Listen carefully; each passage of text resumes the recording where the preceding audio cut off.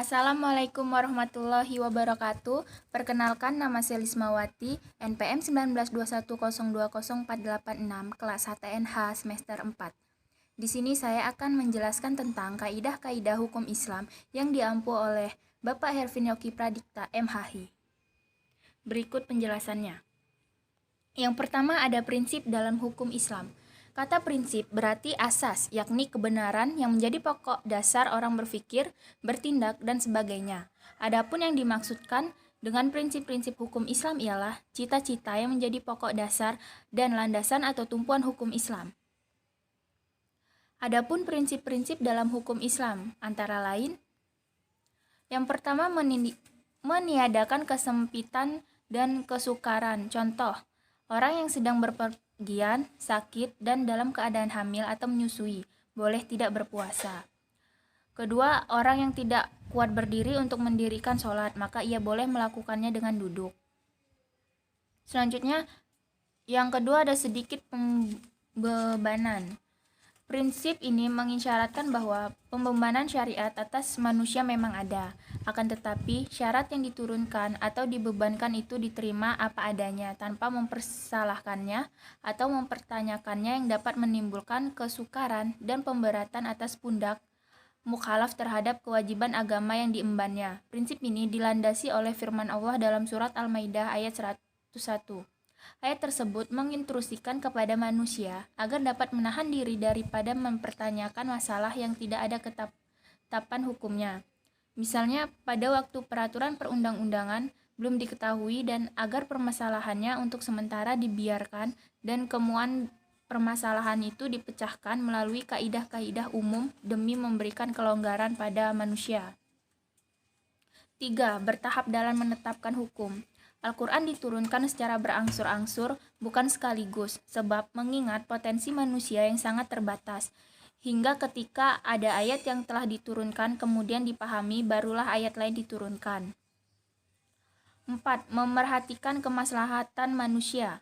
Dalam penetapan hukum selalu didasarkan pada 3 sendi pokok, yaitu hukum ditetapkan setelah masyarakat membutuhkan hukum-hukum itu, hukum-hukum ditetapkan oleh suatu kekuasaan yang berhak menetapkan hukum dan memudahkan masyarakat ke bawah ketetapannya. Hukum-hukum ditetapkan menurut kadar kebutuhan masyarakat.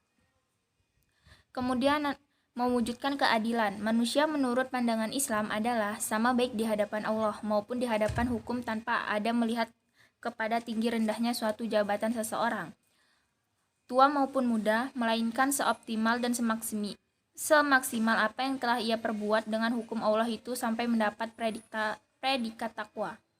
A. Kaidah dalam hukum Islam. Kata kaidah secara etimologi berarti asas. Adapun menurut Asyuti dalam kitab Al-Ashbah wan An-Nazir bahwa kaidah adalah hukum yang bersifat kulli atau menyeluruh atau general law yang meliputi semua bagian. Macam-macam kaidah hukum Islam yaitu: yang pertama, kaidah asasiyah.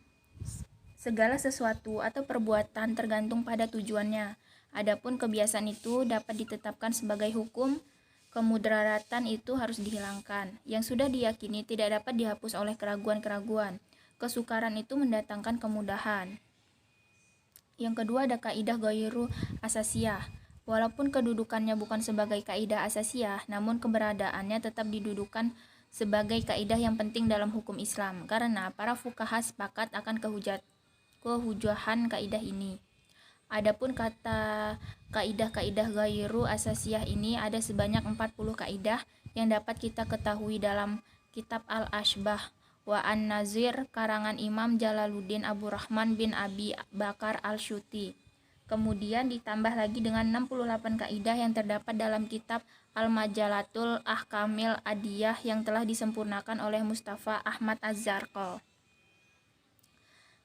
Selanjutnya ada tujuan hukum Islam. Kajian tentang maksud tujuan ditetapkannya hukum dalam Islam merupakan kajian yang sangat menarik dalam bidang usul fikih. Al-Syatibi mengatakan bahwa doktrin maqasid asy-syariah adalah kelanjutan dan perkembangan dari konsep maslahah. Tujuan hukum Islam atau maqasid syariah Yang pertama ada memelihara agama, kedua memelihara jiwa, ketiga memelihara akal, keempat memelihara kehormatan, dan kelima memelihara harta kekayaan. Sekian dari penjelasan saya. Jika ada kata yang salah, saya mohon maaf dan saya ucapkan terima kasih. Wassalamualaikum warahmatullahi wabarakatuh.